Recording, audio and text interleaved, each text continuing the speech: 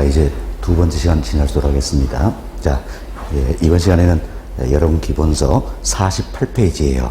자, 그리고 강의 노트는 20페이지 보시고 따라오시면 되겠습니다. 사실 우리 기본서 양이 너무 많습니다. 이걸 축약해서 요약 정리해 놓은 게 제 강의 노트가 되겠어요. 그래서 강의 노트 이 자체가 PPT 자료다 생각하시고 강의 노트 이거 보고 따라오셔도 충분하다 생각을 해봅니다. 많이 활용해 주시기 바라겠어요. 자, 저희들이 지난 시간에 부증성에 대해서 말씀을 드렸죠.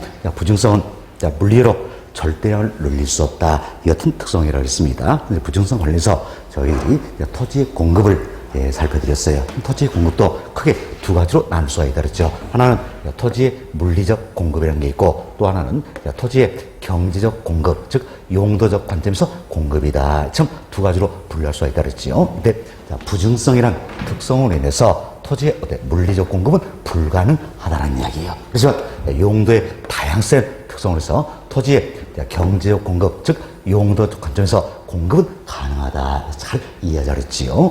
또한 이제 공유수면 매립이나 감척 등으로 택지를 조성했다는 이야기예요. 이는 물리적으로 절대량이 늘어났다 할 수는 없겠죠. 그렇지만 이용의 전환이 이루어졌다는 이야기예요. 그래서 이는 물리적 공급이 아니라 경제적 공급에 해당이 된다는 겁니다. 그래서 부증성은 그대로 유지된다 그랬죠. 부증성 예외가 아니다. 이렇게 잘 생각하시면 되겠습니다. 자, 다음 이제 이처럼 부증성 관련해서 또 여러 가지 현상들이 발생 나오겠죠? 그거 관련해서 살펴보도록 하겠습니다. 먼저 동그라미 1번이에요. 자, 가격 상승에 따른 물리적 공급은 불가능하다. 자, 지금 보세요. 가격이 상승한 날짜도 토지의 물리적인 절대량을 늘릴 수 있다 없다? 없다는 이야기예요. 뭐 때문입니까? 바로 부증성의 특성 때문이다 할 수 있겠죠. 이래서 토지의 물리적 공급 곡선은 어떤 모습이에요? 수직선이 된다. 가격에 대해서 완전 비탄력적이 된다라는 겁니다. 그래서 토지의 물리적 공급 곡선이 수직선의 모습이다. 가격에 대해서 완전 비탄력. 이는 뭐 때문입니까? 바로 물리적 공급이 불가능하기 때문이다라는 거죠. 어떤 성? 부증성 관련된다. 이렇게 이해하시면 되겠습니다. 다음, 자, 동그라미 3번 관련된 내용이에요. 사실, 이제 동그라미 1번, 3번 이 넘었죠? 그리고, 여러분 강의 노트에 동그라미 1번, 2번에 나와 있는 걸 모아서 지금 여기서 동그라미 1번에서 설명 다 드렸기 때문이에요. 자, 다음, 동그라미 3번 관련 내용인데 이건 우리가 이런 생각을 해봅시다. 토지의 수요는 지속적으로 증가합니다. 그렇죠? 토지의 수요가 증가하니까 증가한 수요를 뒷받침시켜서 토지의 물리적 공급이 이루어져야 되겠죠. 그렇지만 토지의 물리적 공급은 어때? 불가능하다는 거죠. 뭐 때문입니까? 바로 부증성이라는 특성 때문에 토지의 물리적 공급이 불가능하다는 이야기예요. 그렇죠? 토지의 수요는 지속적으로 증가하는데 물리적 공급이 불가하니까 토지는 당연히 부족할 수밖에 없겠죠. 그렇죠? 그래서 토지 부족 문제가 발생하게 됐고 토지가 부족할수록 집값, 즉 땅값은 어때? 상승하게 된다 할 수 있겠죠. 그래서 토지 부족 문제, 뭐 집값 상승의 근본 원인이 된 건 결국 뭐 됩니까?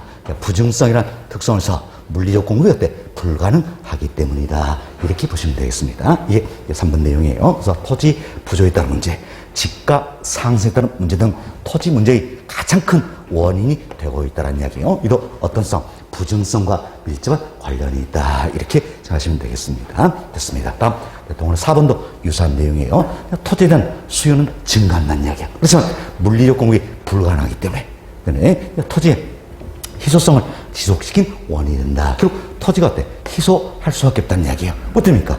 토지의 물리로 절대량을 늘릴 수 없기 때문이죠. 어떤 성? 부증성 관련된다. 이렇게 보시면 되겠습니다. 다음 동그라미 5번 내용입니다. 자, 보세요. 토지는 물리로 절대량을 늘릴 수 있어요? 없어요? 없다. 한정이 되어 있죠? 어쨌든 한정된 토지를 서로 이용하기 위해서 지대가 발생이 된다 할 수 있겠죠.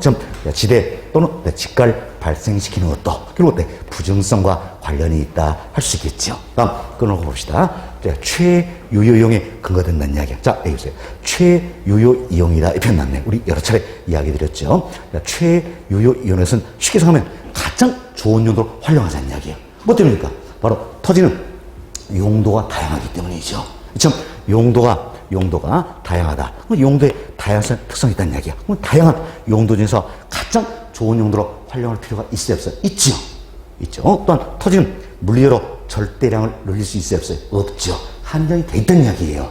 돼 있다. 그럼 한정된 차원으로 가장 좋은 용도로 활용할 필요가 있겠죠. 바로 부중성도 관련이 된다. 이렇게 보시면 되겠습니다. 그래서 뒷짐은 최유효 이용의 근거가 된다는 이야기예요. 자, 이는 어때? 자, 용도의 다양성 뿐만이 아니라 부중성도 관련이 된다. 이렇게 보시면 되겠죠. 잘 기억하세요. 아차는 이분들 실수 많이 하는 부분이에요.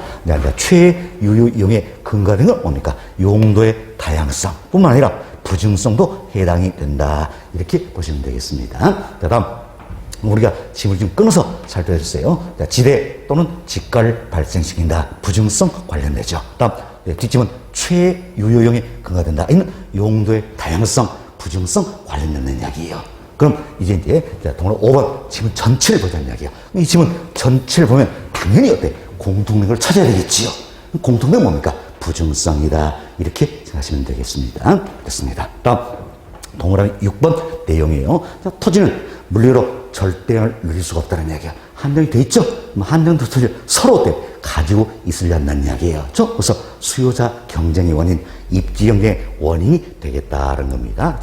수요자 경쟁의 원인, 입지 경쟁의 원인이 되는 것도 그 물리로 절대량을 누릴 수 없더라. 한정이 되어 있기 때문이다. 이렇게 보시면 되겠어요. 어떤 성? 부중성 관련된다는 거죠. 다음 동그라미 7번.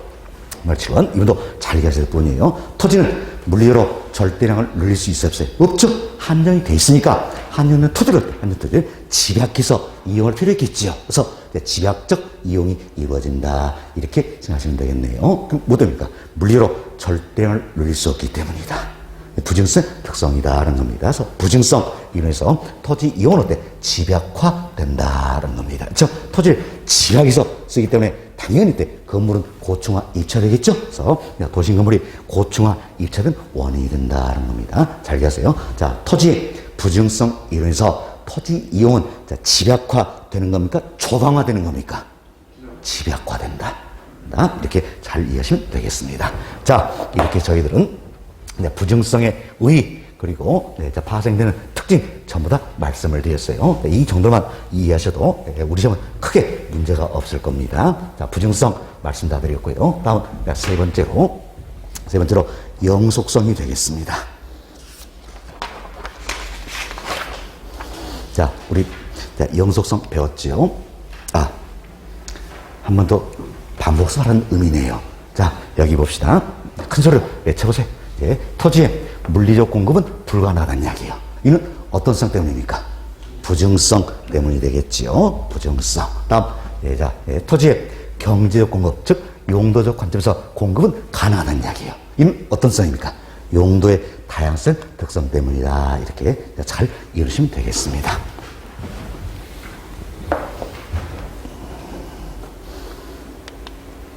다음 봅시다.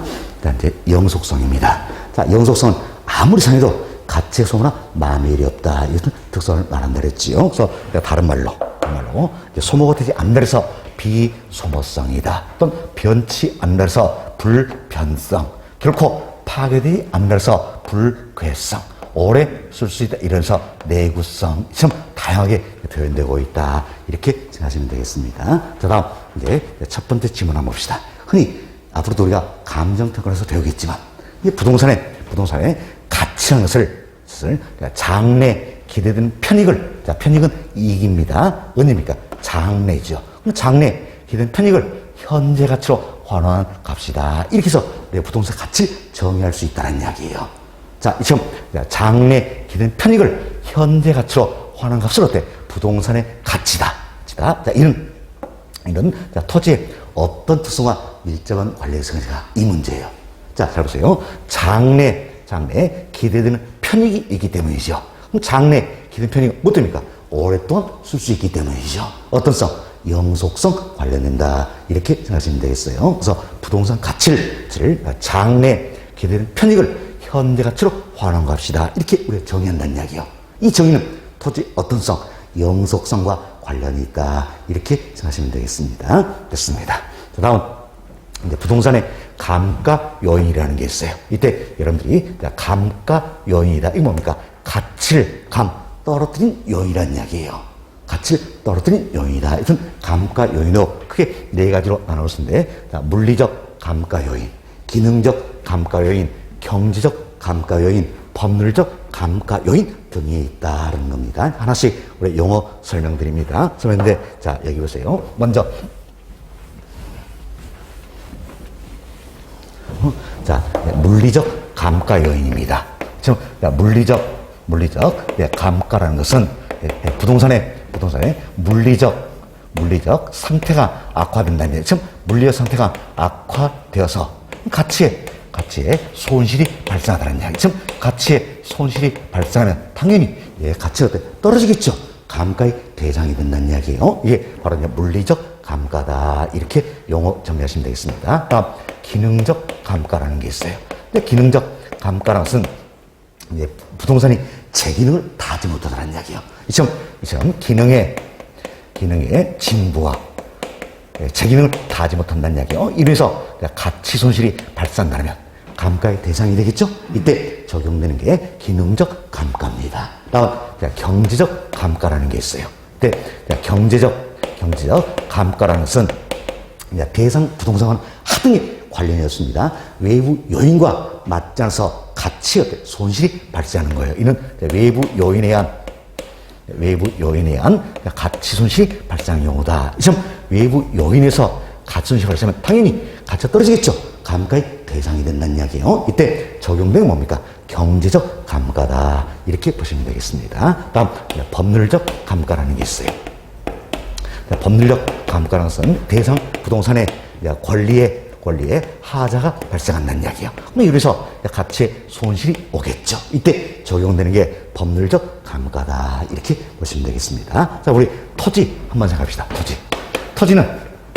토지는 아무리 사용해도 물리적 측에서 봤을 때 아무리 사용해도 가치 소나 마멸이 있어요, 없어요? 없죠. 그래서 토지는 물리적 상태가 악화될 만한 이유가 있어요, 없어요? 없잖아요.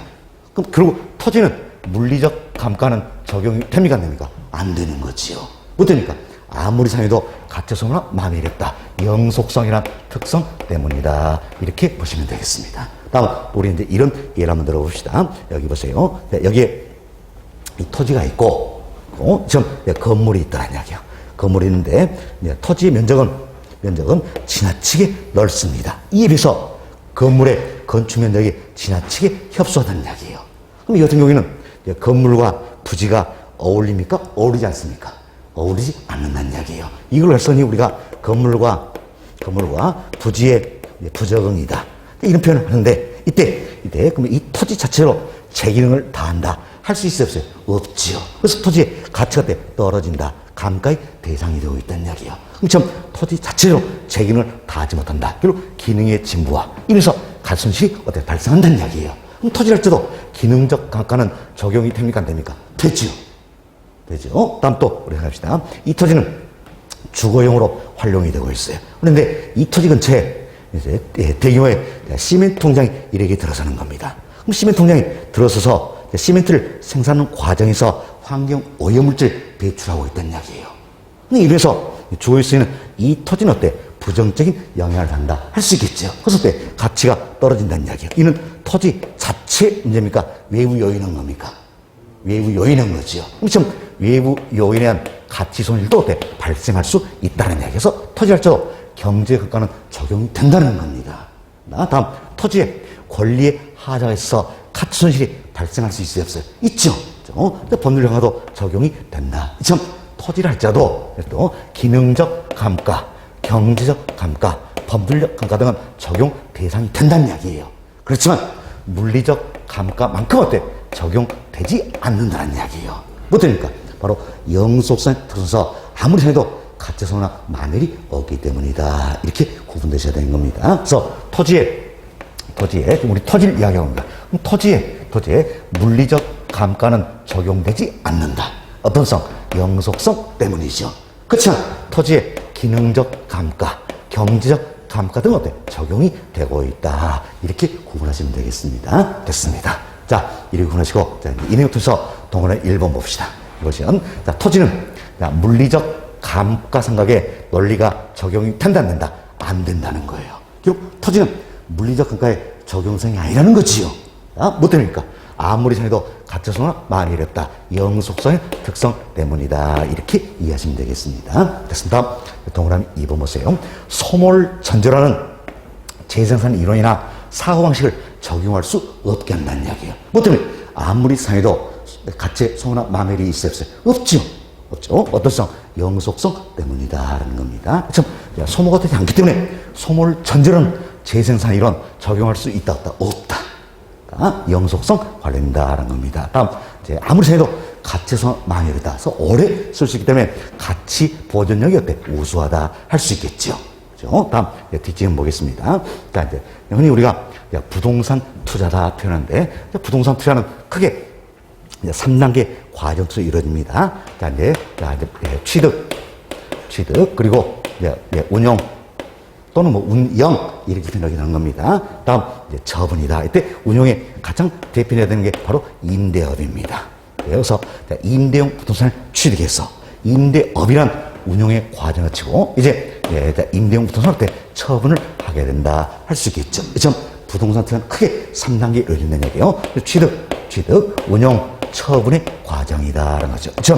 운용의 과정이기 때문에 즉 임대업이 가능하기 때문에 결국 투자 기간은 어때? 길어지겠죠? 그래서 장기 투자가 이루어진다라는 겁니다. 투자가 장기적으로 이루어지면 결국 뭡니까? 운용의 과정이 내포되기 때문이다.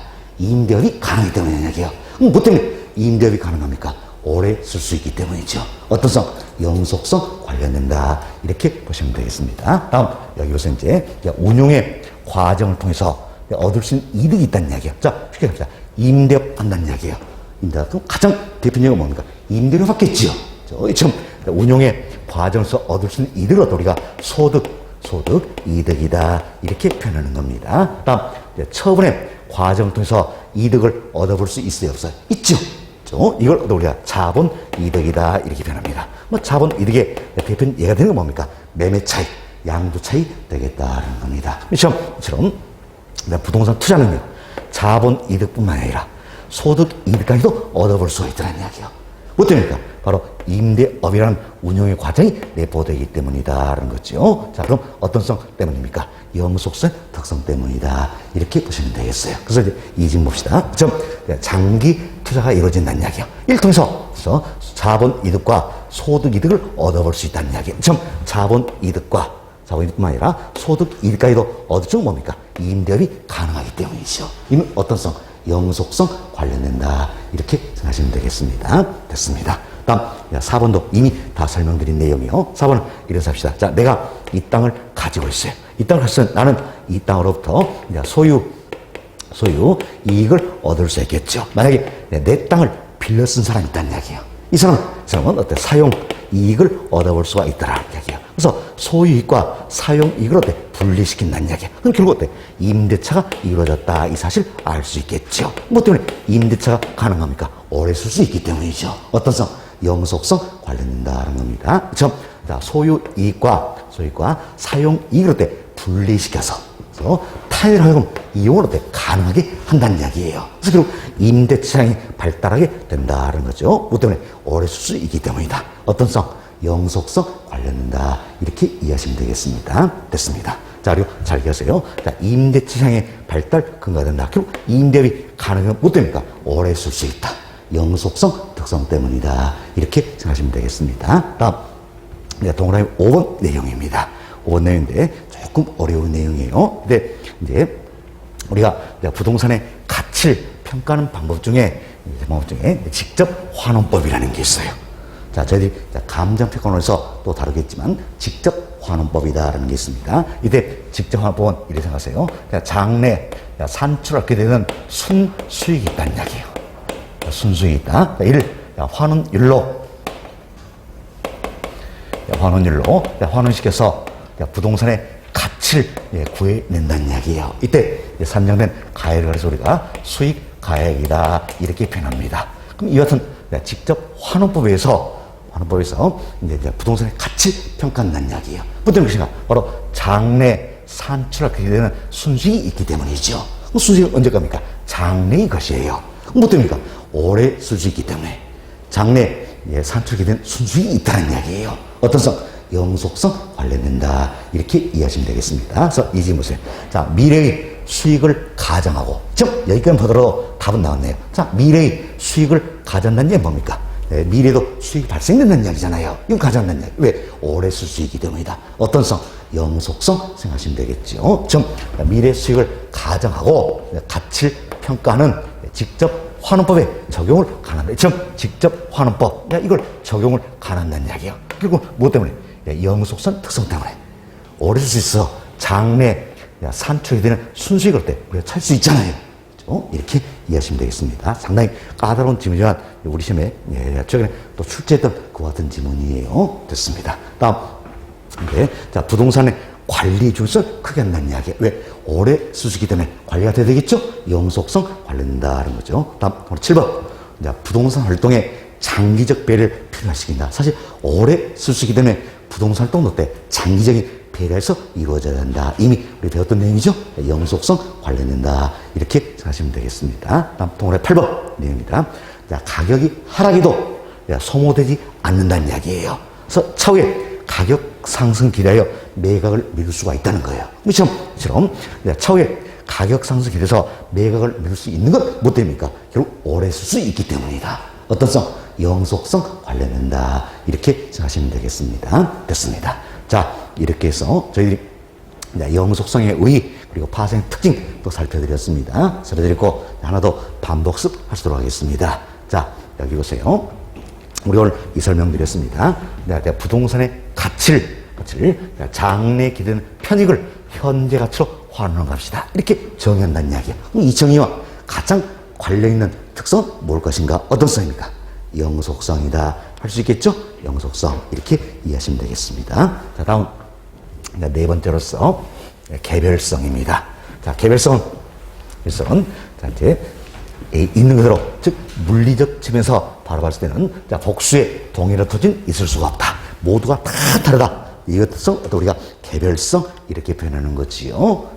따라서 우리가 개별성을 자, 물리적 측면에서는 대체가 이룰 수 없다냐. 모두 다 다르기 때문에. 그래서 비대체성, 비동질성, 이질성, 참 다양하게 표현하고 있다. 보시면 되겠습니다. 다음은 우리가 또 영어 정리합시다. 여기 보세요. 이제 자, 물리적 대체라는 게 있고, 다음 경제적 대체라는 게 있습니다. 이때 경제적 대체는 용도적 관점에서 대체다. 이렇게 보시면 되겠어요. 자, 그럼 우리가 이런 예를 한번 들어봅시다. 여기에 주거지역이 있어요.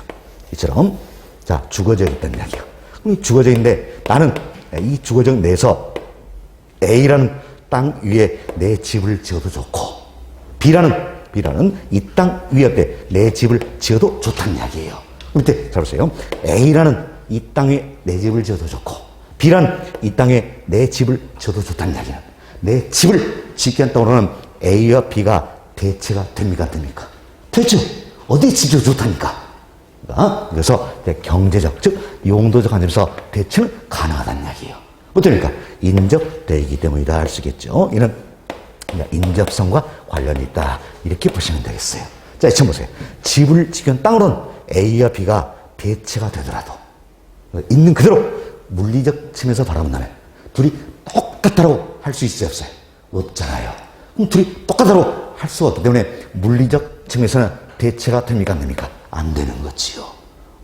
얘는 어떤 성입니까? 모두가 다르다. 개별성의 특성 때문이다. 이렇게 비교하시면 되겠습니다. 이처럼 인접성이란 특성으로 인해서 경제적, 즉 용도적 관점에서 대체는 가능하다는 거예요. 그렇지만 개별성 특성으로서 물리적 대체가 불가능하죠? 물리적 대체가 불가능하기 때문에. 근데 부동산 시장에서는 완전한 대체 관계가 성립된다 할 수 있어요, 없어요? 없다라는 겁니다. 결국 토지와 마찬가지죠. 완전한 대체 관계가 성립될 수 없는 건 뭐 때문입니까? 바로 개별성이나 특성으로 해서 물리적 대체가 어때? 불가능하기 때문이다. 이렇게 생각하시면 되겠습니다. 자, 여기 봅시다. 이제 개별성 특성으로 해서 물리적 대체가 어때? 불가능하다는 이야기예요. 그렇지만 이제 인접성의 특성에서 경제적, 즉 용도적 관점에서 대체는 가능하다. 이렇게 비교하시면 되겠습니다. 다음 이제 동그라미 1번 내용이에요. 이미 우리 지난 시간에 다 설명드렸던 겁니다. 자, 보세요. 지난 시간에 우리 이런 말씀을 드렸어요. 자, 부동산 현상이나, 자, 부동산 활동은요. 활동은, 자, 지역적으로, 즉, 국지적으로 나타나기도 하지만, 개별적으로 나타나기도 한다는 겁니다. 좀, 부동산 현상 활동이 지역적으로 나타나는 건 뭐 됩니까? 지역 간 이동이 안 된다. 움직일 수 없다. 부동산의 특성 때문이었죠. 다음, 개별적 특성 뭡니까? 모두가 다르다는 이야기예요. 개별성 특성 때문이다. 이렇게 우리가 비교해드렸습니다. 이 내용 생각하시면 되겠네요. 그래서 1번 보세요. 부동산 현상과 부동산 활동을 개별하는 이론적인 근거가 된다. 결국 부동산 현상이나 활동 때 개별적으로 이루어진다는 이야기. 바로 이 내용이죠. 그럼 부동산 현상이나 활동을 개별화시키는 결국 어떤 성입니까? 개별성 때문이다. 이렇게 보시면 돼요. 그래서 한꺼번에 정리하셔야 됩니다. 자, 부동산 현상이나 부동산 활동은요, 지역적으로, 즉, 국지적으로 나타나기도 하지만 개별적으로 나타나기도 한다. 밑에 부동산 현상이나 활동이 지역적으로, 국지적으로 나타나는 건 어떤 성? 부동성 때문이지요. 반면 개별적인 건 개별성 때문이다. 이렇게 비교되시면 되겠습니다. 됐습니다. 다음 동그라미 2번 보세요. 대상 부동산과 다른 부동산과의 비교를 어렵게 한다는 이야기예요. 뭐 때문에 비교 어려울까요? 모두가 다 다르기 때문에 비교 어렵겠죠? 어떤 성? 개별성 관련된다는 겁니다. 다음, 자, 표준지 나왔네요. 그럼 표준지는 말 그대로 표준, 즉 대표가 된 땅이에요. 땅이다. 전국의 수많은 필지 중에서 대표가 된 땅이라는 이야기. 이게 표준지입니다. 모두 다 다르기 때문에 표준지를 선정하는 게 쉽습니까? 어렵습니까? 어렵다는 이야기지요. 그래서 표준지 선정에도 어려움이 있다. 이도 뭐 때문입니까? 바로 모두가 다르기 때문에 개별성 관련된다. 이렇게 보시면 되겠습니다. 다음 3번. 부동산 가치 추계 어려움을 유발한다는 이야기. 왜? 모두가 다르기 때문이죠. 개별성 관련된다는 거죠. 다음 4번. 자, 일물일가의 법칙이다. 그런데 이도 잘 이해합시다. 자, 이처럼 동일한 시장이 있습니다. 동일한 시장이다. 그래서 자, 군자의 토지 시장이 있다는 이야기예요. 이처럼 동일한 시장에서 하나의 물건에는, 자, 일물 하나의 물건에는 일가 하나의 가격이 존재한다. 이 법칙이 일물일가의 법칙이에요. 만약에 자, 보세요. 군자의 토지 시장에서 일물일가의 법칙이 적용되기 위해서 이제 군자의 토지 시장에는 모든 토지가 같아야 되겠지요. 그리고 단임의 땅 가격도 같아야 되겠지요. 그러나 한번 생각해보세요. 군자 토지 시장에 있는 모든 토지가 같다라고 할 수 있어요, 없어요? 없지요. 또 군자 토지 시장의 모든 토지의 단임의 땅 가격은 같습니까? 다릅니까? 다르지요. 그래서 일물도 성립이 안 되고 일가도 성립이 안 된다는 이야기예요. 뭐 됩니까? 모두가 다르다는 어떤 성? 개별성 관련된다. 보시면 되겠어요. 그래서 잘 기억하세요.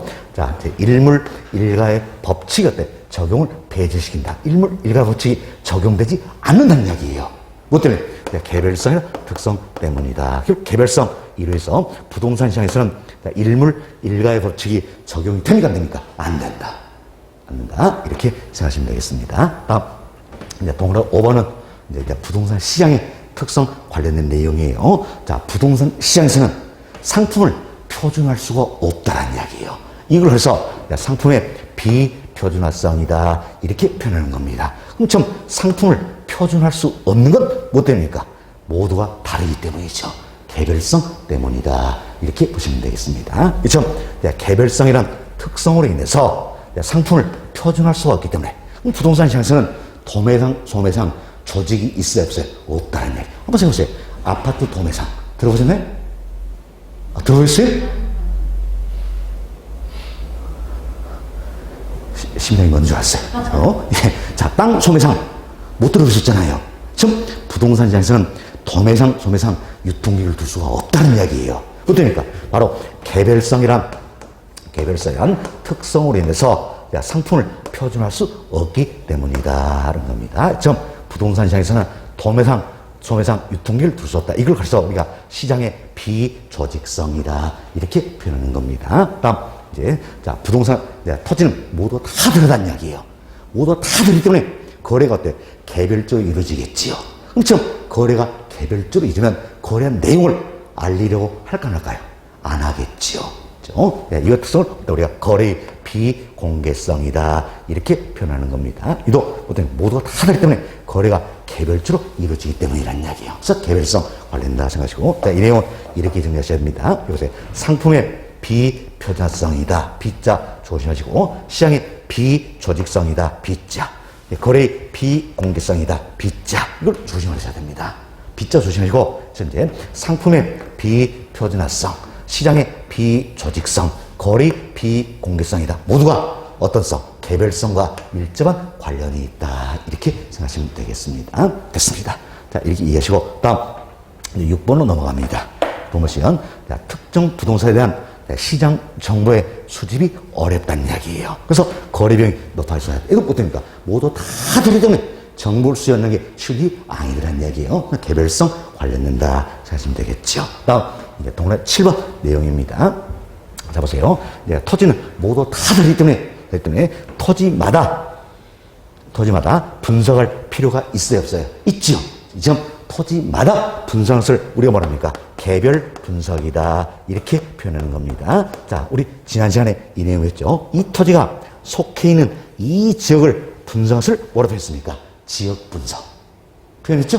자 보세요. 이 토지가 속해 있는 이 지역을 분석하는 것을 우리가 이제 지역 분석이다 이렇게 표현했어요. 그래서 이 지역 분석은 대표적으로 부동성, 자, 인접성과 밀접한 관련이 있다 이렇게 말씀드렸죠. 그다음에 개별 분석이라는 것은 토지마다 분석하는 걸 의미하는 겁니다. 뭐 때문에 토지마다 분석하시가 토지마다 다 다르기 때문이죠. 그래서 이는 어떤 대표로 개별성, 자, 이와 관련된다. 물론 학자에 따라서는 부동성도 표현을 하는 겁니다. 사실 움직일 수 없기 때문에 토지마다 어때? 토지마다 위치가 다 다르게 된다는 이야기예요. 그렇죠? 예, 그래서 어때?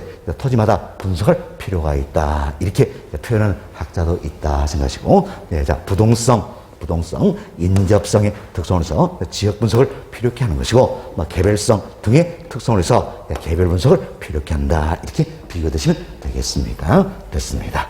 자, 그래서 동그라미 7번 개별 분석에 근거된 건 뭡니까? 개별성, 대표로 관련된다 할 수 있겠죠. 이렇게 이해하시면 되겠어요. 자, 몇 가지 한 번 더 살펴봅시다.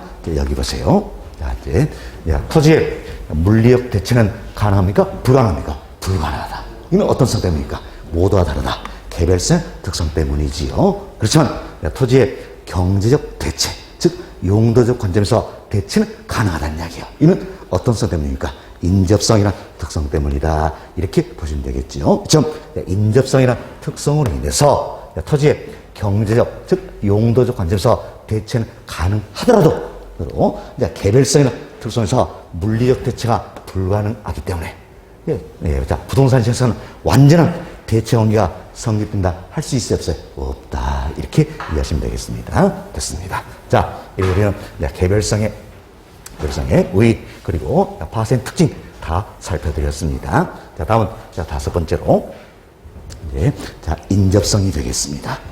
자, 인접성도 우리 의인 다 말씀드렸지요. 이제 다른 말로 우리 뭐라고 합니까? 연결돼 있다.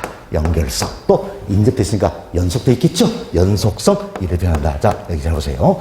연속성과 영속성은 엄연히 어때? 다른 말이잖아요. 그죠? 연속성은 뭡니까? 연속되어 있다. 연결됐으니까 인접되어 있다. 할 수 있겠죠. 인접성을 의미하시고 영속성은 영구 있을 수 있다. 아무리 생각해도 가치소나 만일 때는 특성이죠. 그래서 혼돈이 마시고 그랬어요. 그래서 우리 자, 인접성을 다른 말로 연결성, 연속성 이렇게도 표현한다는 겁니다. 자, 저희 지난 시간에 또 들었습니다. 자, 이제 외적인 요인에서 이처럼 외적인 요인에서 대상상 가치에 영향을 미치는 걸 뭐라고 표현합니까? 외부 효과다 이렇게 표현했죠. 외부 효과. 이때는 크게 두 가지가 있다고 했습니다. 두 가지. 하나는 긍정적으로 영향을 받는 걸 정의 외부 효과, 즉 외부 경제라고. 또 하나 부정적으로 영향하는 거 부의 외부 효과, 외부 불경제란다. 지금 외부 효과는 토지의 어떤 성입니까? 부동성, 인접성과 밀접한 관련이 있다. 이렇게 보시면 되겠죠. 이게 1번 내용이에요. 외부 효과. 외부 경제는 정의 외부 효과죠. 외부 불경제는 부의 외부 효과다. 지금 외부 효과와 밀접한 관련이 있는 건 어때? 부동성 인접성이다. 이렇게 이해하시면 되겠습니다. 다음 동그라 2번 가격 형성에 있어 인접지의 영향을 받아서 지역 분석의 근거가 되고 있다는 이야기예요. 지역 분석에 근거된 것도 여기서 살펴드렸지요. 어떤 성입니까? 바로 부동성 인접성이나 특성 때문이다. 이렇게 생각하시면 되겠습니다. 다음 동그라 3번 용도에 있어서 인접지간 대체성을 존재케 한다. 우리 조금 전에 말씀을 드렸죠. 자, 경제적 대체, 즉 용도적 관점에서 대체는 가능하다는 이야기예요. 뭐 때문에 인접되어 있기 때문이다. 인접성 관련된다. 이렇게 생각하시면 되겠습니다. 됐습니다. 자, 이렇게 이해하시고, 자, 한 번 더 살펴봅시다. 여기서요. 자, 외부 효과, 다음 지역 분석에 근거가 된다. 모두가 어떤 성 때문입니까? 부동성, 그리고 어때? 인접성. 자, 이와 밀접한 관련이 있다. 이렇게 생각하시면 되겠습니다. 됐습니다. 자, 이렇게 해서 저희들이 이제, 토지의 자연적성 대표되는 5가지 다 말씀을 드렸어요. 뭐가 있습니까? 먼저, 움직일 수 없다. 부동성. 물리적으로 절대량을 늘릴 수 없다. 부증성. 아무리 생각해도 가치의 소원은 마음이 어렵다. 영속성. 모두가 다르다. 개별성.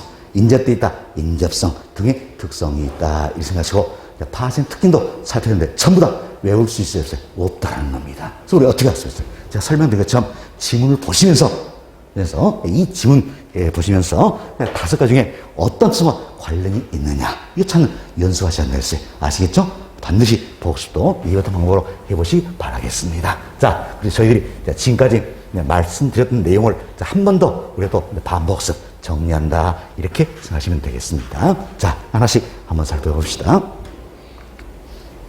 자, 먼저 여기 보세요. 토지의 위치에도요. 위치에도 절대적 위치라는 게 있고 상대적 위치라는 게 있다는 이야기예요. 이때 절대적 위치는 있는 그 위치죠. 물리적 위치다 할 수 있겠죠. 이는 변할 수 있어요, 없어요? 없지요. 뭐 때문입니까? 바로 부동성이란 특성 때문이다. 이렇게 보시면 되겠죠. 그 다음에 상대적 위치라는 게 있어요. 상대 위치는 우리가 경제적 위치다 표현을 쓰겠죠. 그래서 주변에 토종이 어떤 일에 대해서 결정 위치를 말한다. 여튼 상대적 위치는 변할 수 있어요, 없어요? 있죠. 가변적이다. 이렇게 보시면 되겠어요. 다음 토지의 공급입니다. 토지의 공급을 우리가 이제 토지의 물리적 공급과 경제적 공급, 즉 용도적 관점 공급으로 구분을 해볼 수 있다는 이야기예요. 이때 토지의 물리적 공급은 어때? 불가능하다랬지요. 이는 뭐 때문입니까? 바로 부증성이나 특성 때문이다 할 수 있겠지요. 그다음에 토지의 경제적 공급, 즉 용도적 관점에서 공급은 어때? 가능하지요. 가능하죠. 바로 어떤 성? 용도의 다양성이나 특성 때문이다. 이렇게 이해하시면 되겠습니다. 다음 토지의 감가입니다. 이번 시간에 우리 배웠죠? 자, 토지는 물리적 감가가 적용이 된다, 안 된다? 안 된다는 이야기예요. 그래서 물리적 감가의 적용을 배제시킨다는 거죠. 뭐 때문입니까? 아무리 상해도 물리적 측면에서는 소모나 망일이 없기 때문이죠. 어떤 성? 영속성 관련된다 할 수 있겠죠. 지금 토지는 물리적 감가가 적용되지 않는 이야기예요. 그렇다 해도 토지의 기능적, 경제적 감가는 어때? 적용이 된다 그랬지요. 다음 토지의 대체입니다. 토지의 물리적 대체는 어때? 불가능하다는 겁니다. 뭐 때문에? 있는 그대로 물리적 측면을 바란다면 모두가 다르기 때문이죠. 어떤 성? 개별성 관련된다는 거죠. 그렇지만 용도적 관점에서, 즉 경제적 대체는 어때? 가능하다라는 거예요. 이는 인접되기 때문이죠. 어떤 성? 인접성 관련된다. 이렇게 해서 한 번 더 비교를 해드렸습니다. 자, 이 내용도 여러분 강의 노트에 다 들어있는 내용이에요. 내용이니까 참고하시면 될 겁니다.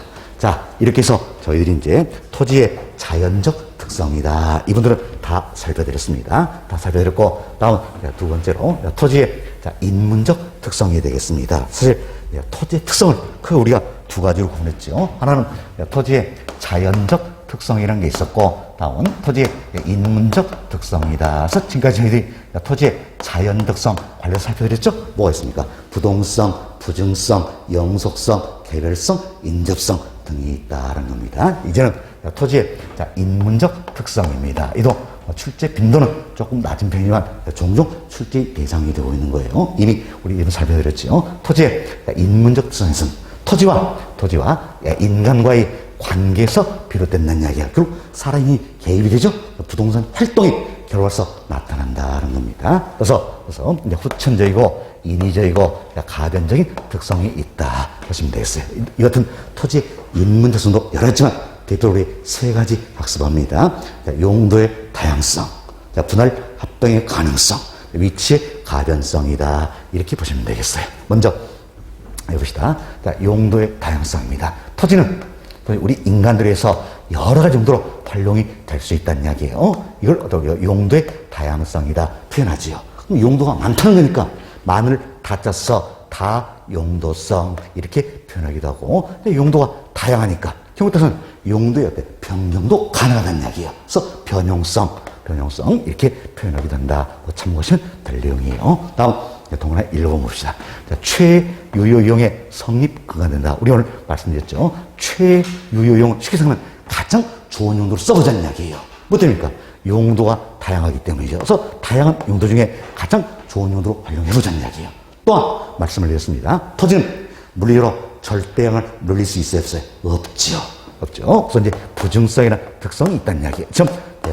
부증성이나 특성을 써 물리적으로 절대량을 늘릴 수 없다. 그래서 한정이 됐으니까 한정된 토지용을 효율적으로 이용할 필요가 있겠죠? 그래서 가장 좋은 용도로 활용할 필요가 있다는 겁니다. 그래서 최유효 이용의 성립 근거가 된다. 최유효용은 용도의 다양성 뿐만이 아니라 부중성도 관련이 있다. 이렇게 생각하시면 되겠습니다. 됐습니다. 다음 동그라미 3번 내용이에요.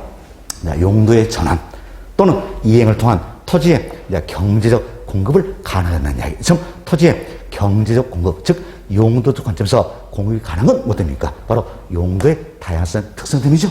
그래서 전환 또는 이익이 가능해서 이용의 전환이 이루어질 수 있기 때문이다. 이렇게 보시면 되겠어요. 자, 다음 양보라 2번입니다. 우리 오늘 이런 말씀을 드렸어요. 토지는 법률이 허용하는 범위 내에서 소유자의 의사에 따라 자유롭게 분할 또는 합병이 가능하다 그랬죠.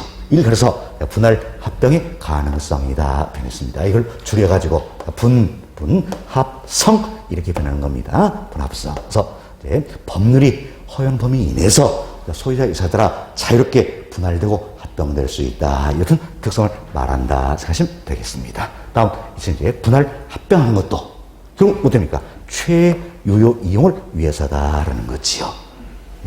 이처럼 분할 합병 일을 통해서 더욱더 다양한 용도로 활용될 수 있어요, 없어요? 있죠. 그래서 분할 합병의 가성, 즉 분합성은 용도의 다양성을 때 지원하는 기능이 있다. 이렇게 보시면 되겠습니다. 그 다음 세 번째로 여기 보세요. 토지의 물리적 위치입니다. 이는 있는 그대로 위치의 절대 위치는 변할 수 있어요, 없어요? 없죠. 불변이다. 여기까지는 뭡니까? 부동성 이특성 때문이네요. 그렇죠? 그렇지만 그 다음 좀 보세요. 토지의 인문적 위치, 즉 상대적 위치는 변할 수 있어요, 없어요? 있죠. 변할 수 있다. 그래서 사회적으로, 경제적으로, 행정적으로 움직일 수 있다. 이 특성을 우리 이제 위치의 가변성이다. 줄여서 위치성 이렇게 표현해야 됩니다. 위치의 가변성이다. 이렇게 보시면 되겠어요. 자, 이래서 저희는 이제 간단하게나마 토지의 인문적성 관련돼서 살펴드렸습니다. 자, 한 번 더 정리합시다. 토지는 우리 인간들에서 여러 가지 정도로 활용될 수 있다는 이야기예요. 그래서 최유효용이 이루어져야 되겠죠? 어떤 성? 용도의 다양성 관련된다. 이렇게 보시면 되겠지요. 다음, 토지는 법률이 허용하는 범위 이내에서 소유자의 의사에 따라 자유롭게 분할되고 합병될 수 있다. 이 특성을 분할 합병의 가능성이다. 그래서 분합성 표현해드렸지요. 다음, 사회적, 경제적, 행정적 위치는 변할 수 있어요, 없어요? 있죠. 이 특성을 위치의 가변성이다. 이렇게 표현한다 생각하시면 되겠습니다. 됐습니다. 자, 이렇게 저희들은 이제 토지의 특성을 크게 두 가지로 나눠서 살펴드렸죠. 토지의 자연적 특성과 토지의 인문성 나눠서 다 살펴드렸어요. 자, 토지성 다 마무리됐고 건물 특성 중요한 게 없다고 했습니다. 우리 오늘 지난 시간에 말씀드렸던 제목 정도만 이해하시면 된다. 이렇게 보시면 되겠어요. 자, 여기까지 말씀드리고 이제 여러분 가진 기본서 를 통해서 한 번 더 반복습 하시도록 하겠습니다. 자, 기본서 몇 페이지를 보시자 그러면요. 자, 50페이지 한번 봅시다. 기본서. 자, 50페이지 한번 보세요.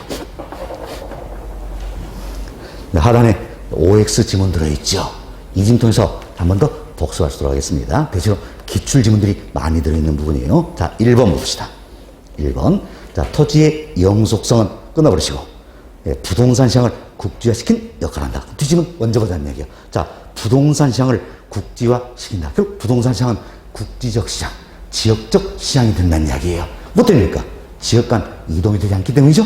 움직일 수 없다. 어떤 성? 부동성 이렇게 보셔야 되겠죠. 그래서 앞집은 영속성 잘못된 표현이 되겠습니다. 예, 부동성 이렇게 표현이 되겠죠. 다음 2번 봅시다.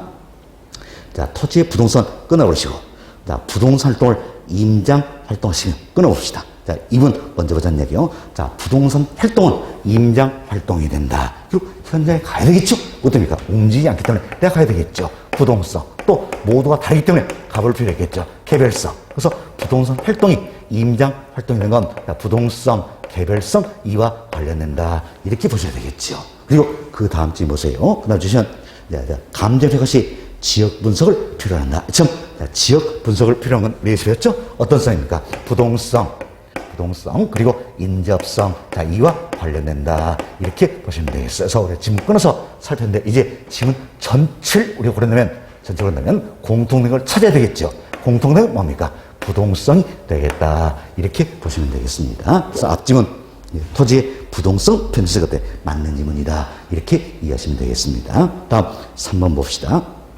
토지의 영속성은 끊어버리시고, 자, 미래 수익을 가정하고 가치를 평가하는 직접 환원법에 적용을 가능하다. 자, 보세요. 미래 수익을 가정하고, 그런 것들, 미래 수익 가정한다는 얘기는 미래 수익이 있다. 이 생각하시면 되겠죠. 뭐 때문에? 오래 쓸 수 있기 때문이다. 어떤 성? 영속성 관련된다. 그래서 우리 여기 살펴드렸죠. 직접 환원법 내일 적용할 수 있는 것도 그럼 오래 쓸 수 있기 때문이다.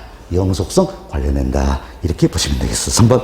앞지문 영속성 나와있죠? 맞는 표현이네요. 다음 4번 봅시다. 토지는 영속성이 있어서 소몰 전제라는 재생산 이론과 끊어버리세요. 다음 일물 일가의 법칙을 적용할 수 없다. 근데 이건 4번은 이렇게 이해하셔야 되는 겁니다. 자, 소몰 전제로 하는 재생산 이론 적용할 수 없다는 이야기예요. 뭐 때문입니까? 소모가 안 되기 때문이지요. 이는 어떤 성? 영속성 관련된다. 이렇게 보셔야 되겠습니다. 그리고 그 다음 보세요. 예, 일물 일가의 법칙 적용 배제된다. 일물 일가 법칙 적용되지 않는 건 뭐 때문입니까? 모두가 다르기 때문이죠. 개별성 특성 때문이다. 이 구분해서 이해하셔야 되는 거예요. 모두가 영속성 관련된 건 아니라는 이야기예요. 그래서 4번은 잘못된 내용이 되겠습니다. 다시 보세요. 소몰 전제라는 재생산 이론 적용할 수 없다. 이는 소모가 안 되기 때문에 영속성 관련되겠죠. 그다음에 일물 일가의 법칙을 적용할 수 없다는 이야기예요. 이는 모두가 다르기 때문에 개별성 관련된다. 이렇게 구분해서 이해가 되셔야 되는 내용이에요. 4번 잘못되어 있죠. 다음 5번 봅시다. 소유함으로써 생기는 자본 이익과 이용하며 생기는 운용 이익을 발생한다. 결국 우리가 이런 설명을 드렸어요. 부동산 투자는 크게 3단계로 했죠. 취득. 자, 그리고 운용. 처분의 과정이다. 이때 운용의 과정을 통해서 소득 이득을 얻어볼 수 있겠죠. 다음 처분의 과정에서 자본 이득을 얻어볼 수 있다. 지금 이 내용이에요. 이 내용 지금 다시 보세요. 소유함 생기는 자본 이익과 이게 자본 이득이 되겠죠. 다음 이용하여 생기는 운용 이익, 자 소득 이득이 되겠죠. 이 두 가지 다 얻어볼 수 있다. 뭐 때문입니까? 바로 운용의 과정이 내포되기 때문이다. 그래서 대표적인 게 임대업이다. 뭐 때문에 오래 쓸 수 있기 때문이죠. 영속성 관련된다. 그래서 앞집은 영속성 들었을 것 같아. 맞는 표현이 되겠네요. 다음 6번 봅시다. 자, 매립이나 산지 개간을 통한 농지나 택지 확대는 부증성의 예외다. 근데 부증성의 예외입니까? 예외가 아닌 겁니까? 예외가 아니다. 현실로 부증성의 예외란 있을 수 없다. 이렇게 보시면 되겠지요. 그래서 6번 잘못된 표현이 되겠습니다. 7번 토지 이용을 집약화시킨 요인이 된다. 뭐 때문입니까? 물리적으로 절대로 늘릴 수 없다. 한정이 되기 때문이죠. 부증성 관련돼서 부증성 이래서 토지 이용은 집약화된다. 잘 기억하 잘했지요. 7번 맞는 표현이 되겠습니다. 8번 대상 부동산과 다른 부동산의 비교를 어렵게 한다는 이야기예요. 모두가 다르기 때문이죠. 개별성 또한 시장에서 상품한 대체관계를 제약할 수 있다는 얘기. 뭐 때문입니까? 모두가 다르다. 개별성, 그래서 물리적 대체가 불가능하기 때문에 되겠지요. 모두가 개별성과 관련해야 맞습니다. 9번 보겠습니다. 네, 부동산은 자, 지리적 위치의 고정으로, 자, 보세요. 지리적 위치의 고정이다. 이게 결국 뭘 이야기합니까? 부동성. 이걸 의미하겠죠. 부동성. 자, 이걸 의미하는 것이다. 하는 겁니다. 뒷집은 자, 주변에서 일하는 환경적 변화가 부동산 가격에 영향을 주는 외부 효과를 발생시킬 수 있다. 자, 우리 오늘 배웠어요. 외부 효과는 어떤 수단입니까? 부동성, 인접성. 자, 이와 관련된다. 살펴드렸잖아요. 그죠? 그래서 부동성이도 외부 효과 관련이 된다. 이렇게 보시면 되겠어요. 그래서 9번 맞는 표현이 되겠습니다. 자, 그래서 OX 문제 살펴드렸고, 다음은 여름 교재 몇 페이지 보시면요. 55페이지를 한번 보세요. 기본서 55페이지입니다. 자, OX 문제 들어있죠? 중간쯤 보시면 1번입니다.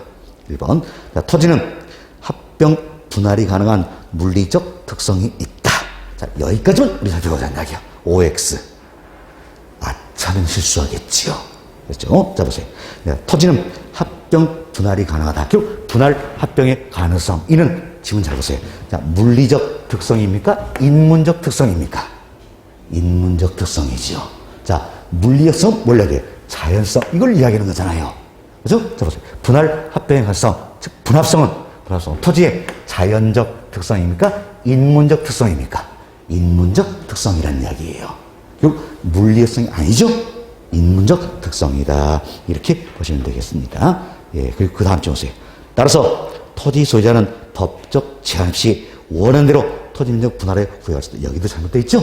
법률이 허용 범위 이내에서 소유자의 의사에 따라 자유롭게 분할 합병할 수 있는 것이지 법률 무시하고는 되는 건 아니라는 이야기예요. 그래서 이제 1번은 앞쯤 뒤쯤은 통째로 잘못되어 있다 보시면 되겠어요. 다음 2번 봅시다. 토지는 용도의 다양성이 있으므로 최유효 이용 방법을 선택한다. 즉 용도의 다양성 있을 때 최유효용이 돼야 되겠죠. 맞네요. 다음 3번 봅시다. 자, 토지의 용도의 다양성은 최유효용의 성립 강화된다. 자, 보세요. 최유효용이다. 이 용도의 다양성, 부정성 등을 들 수 있다 그랬죠. 그리고 용도 다양성도 해당이 되죠? 맞는 표현이 되겠네요. 4번. 이런 질문들이 최근에 잘 나오는 겁니다. 보세요. 토지는 비생산성 때문에. 자, 비생산성. 이게 뭐라는 겁니까? 부증성이잖아요. 그렇죠? 물리적으로 절대량을 늘릴 수 없다. 부증성. 자, 생산되지 않는다. 그게 뭡니까? 절대량을 늘릴 수 없다. 부증성. 부증성. 결국 토지의 부증성. 자, 이로 인하여 개별 용도의 관점에서도 공급을 증가시킬 수 없다. 이 표현이죠. 결국 부증성 이로 인해서 자, 이제 경제적 공급, 즉 용도적 관점에서 공급이 어때? 불가능하다. 이 내용이잖아요. 잘못됐다. 알 수 있겠죠. 부증성 인해서 불가능한 건 자, 경제적 공급입니까? 물리적 공급입니까?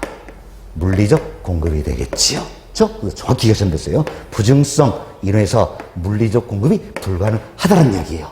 그러면 이제 용도의 다양성 이래서 경제적 공급은 어때? 가능하다. 이렇게 비교되셔야 되겠죠? 그래서 지문은 4번은 이렇게 바꾸셔야 되겠습니다. 자, 비생산성, 즉 부증성 이론에서 물리적 공급이 어때? 불가능하다. 이렇게 바꾸시던가. 아니면 용도의 다양성으로 인해서 경제적 공급, 즉 용도적 관점에서 공급은 가능하다. 이렇게 바꾸시던가. 아시겠죠? 잘 정리해 주시기 바랬어요. 최근에 자주 출제된 부분이 되겠습니다. 자, 여기까지 말씀드리면 우리 기본서에는 OX 문제도 다 풀어드렸습니다. 그래서 우리는 또 한 번 반복습하였다. 이렇게 생각하시면 되겠어요. 자, 여기까지 살펴드리면 부동산 특성도 정리가 다 된 겁니다. 근데 우리 교재 1편 총론은 마무리가 되었습니다. 잠시 쉬었다가 다음 시간부터는 우리 교재 2편 강론에 대해서 살펴보도록 하겠어요. 10분 쉬었답니다.